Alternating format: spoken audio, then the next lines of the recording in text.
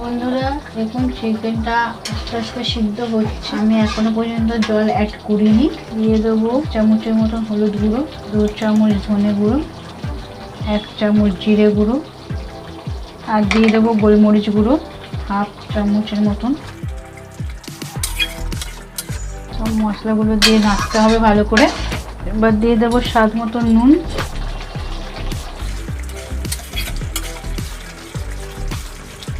ভালো করে নাড়তে হবে যেন তলায় না লেগে যায়।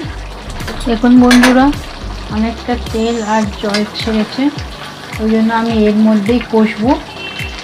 এক্সট্রা জল দিচ্ছি না এখনো পর্যন্ত। লিটল বিট দিতে হবে, বেশি পরিমাণ জল দেওয়া চলবে না, এতেই ভালো করে সিদ্ধ হবে।